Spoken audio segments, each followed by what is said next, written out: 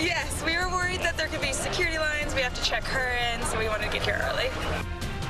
Aww. Always the best bet to get there early. Yes, always, always. Good afternoon, and thank you for joining us. I'm Andy Sirota. And I'm Lisa Hernandez. It is that time of year. Thanksgiving travel is well underway, with an estimated 80 million people traveling for the holiday.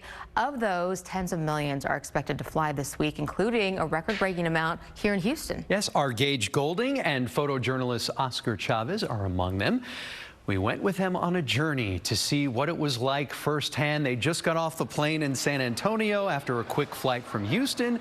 We've been tracking their every move on click2houston.com. Gage is joining us now live. So Gage, how did everything go?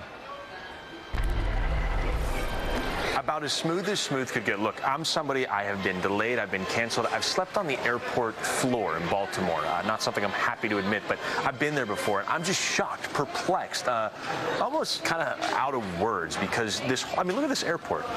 I don't want to say there's nobody here. There are a lot of people here, but it's a well-oiled machine. That's the same thing we saw in Houston before we took off. It was the same thing. A lot of people getting to the airport early. They were moving through. They were getting to their gates. I mean, even look at this. This is the telltale sign. Anywhere you go, there's always a line at the Starbucks. Please enter here. There's not even a line at the Starbucks. So I don't know if people are just rushing to get to their gate or what the deal is, but for the most part today, it has been smooth sailing. We actually landed here in San Antonio from Houston about 10 minutes, a little bit before, 10 minutes earlier than we were supposed to land, which is kind of baffling to me. But even starting this morning at 5 a.m., whenever people started getting to the airport, those TSA lines opening in Houston throughout the day, the one thing that was consistent that we heard is, oh, I'm surprised it's this smooth. Take a listen. Last year it was probably an hour until we got to our gate at least. Really? Yeah. Knock on wood, you won't have that problem. Yeah, so today looks pretty good right now.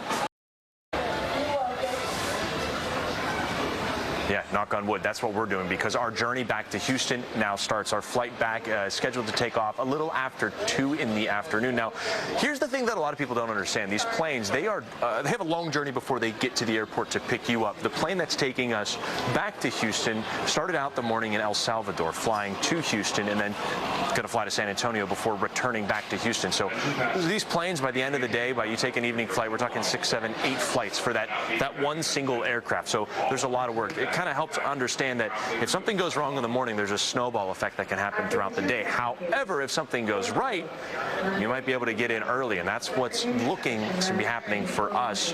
Right now, our schedule actually has us arriving back in Houston 5 minutes early. For Thanksgiving, the busiest day, the busiest travel day of the year, I'd say we're doing pretty good. I'm here in San Antonio. Gage Goulding, KPRC-TV News. Listen, the Starbucks line is the barometer. If that's golden, then you are perfect, right?